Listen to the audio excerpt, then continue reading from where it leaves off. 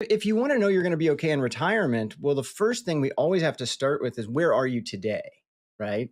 And to illustrate this point, like sometimes people will be like, wow, you'll hear that like, ooh, Meg has a portfolio worth $10 million. And Meg's like, I don't have $10 million, but right now I'm going to say she does. And the Okay. question is Meg Thanks. wealthy? The question is Meg wealthy? And the answer is almost totally dependent upon how much does she spend. Mm-hmm.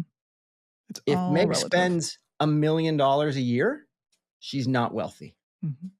She has 10 years of expenses in her $10 million. Mm-hmm. But if she spends $200,000 a year, she has 50 years of expenses. Yeah, boy. So she's going to have wealth for herself and probably for her kids and potentially her grandkids. Mm-hmm. Right? So it really all starts with what is your cash flow doing and what expenses do you have? And then once we understand those expenses, and I'm going to say, give me a baseline of what you need. Another little layer you could add if you want is, are there any expenses that will eventually go away? So for most people, that's going to be a mortgage, right? Mm-hmm. That's a fixed expense that's usually over 30 years and will eventually fall off. So for Brian, he might have one now. And when that goes away, he's saving a few $1,000s a month. So that's the first place I would look. The next place I would look is I would just add some baseline number for medical expenses when you're retired, because right now you probably have them going through your employer, right? For More health than likely. insurance, yep. If you're self-employed, you're probably paying it yourself, and you probably don't need to add that, right? Because it's a giant expense. Yes, painful. Relatively speaking. And then the other question would be, okay, so those you're giving your base expenses. People are really good at those base expenses, but they usually forget to add in things like, I like traveling, or, oh, we buy a new car every 5 years. Yeah, Like, or house repairs. Or home repairs, right? Or what remodels. Are those extra things that need to be in your budget that you're not thinking about on a normal basis? Add all of those up, maybe keep the mortgage off to the side, and you're going to get some annual number that you need in today's dollars, right? So if you need $120,000 a year to live, and you added an extra $10,000 for you and your spouse for medical expenses, and an extra $10,000 or $20,000 for travel, I'm going to say 10 for cars and travel. Well, then we need 140 a year. Yeah, and just to call out, you are very much just back of the napkining these guesses, right? This is so back of the napkin. There is I'm no literally point making it up. Well, that too. But there's no point in being precise. There's no value in trying to calculate, well, how much would I need to pay for medical care if I were retired? 26 years. No, because we don't know what the state of the world's going to be in 26 years.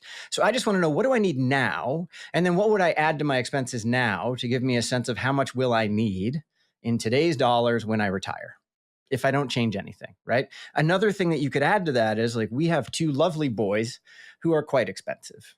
So, lovely, but pricey. Yes. So the expenses that we pay for our boys, while we probably will go travel and see them when they're older, I promise that travel is not going to cost nearly as much as they do in our house right now. Yep. So our expenses probably go down relative to what we spend right now.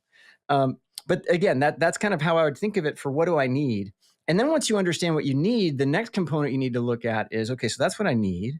And now I'm just going to be really, really simple about this, because I don't want to deal with the timing of cash flows, but I'm going to assume that you are going to get Social Security. And because of you're a healthy person, you're going to opt to extend it until age 70, and you're going to retire at age 70. So at age 70, you're going to need that $140,000, but you're going to get $60,000 in Social Security. Maybe you and your spouse are going to get that. You might get more, you might get less. You can get an estimate of what that is. But that's an amount you're going to get, an income that you're not going to get from a portfolio.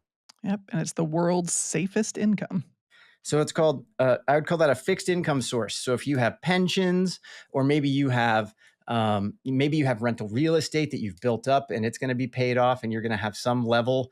Now, you wouldn't necessarily assume you get 12 months of cash flow there, right? That's a different episode for a different day, but you put some estimate for income sources there, and you'd figure out what those income sources are that you're going to be your net income for that. And then you break it down to, what's the amount I need? What's the net number I need after the fact? So if I'm going to need 140 and Social Security is going to be 60, I'm going to need 80.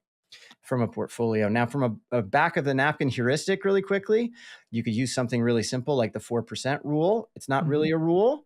We actually use more nuanced versions of this, but if we take $80,000 and divide it by 4%, the answer is $2 million. So in today's dollars right now, I need $2 million to give me $80,000 of cash flow. And I'm also I'm doing this very quickly because this is a podcast version. This is not detailed online, right? But we're not baking in taxes here yet either. So there's a little bit more nuance.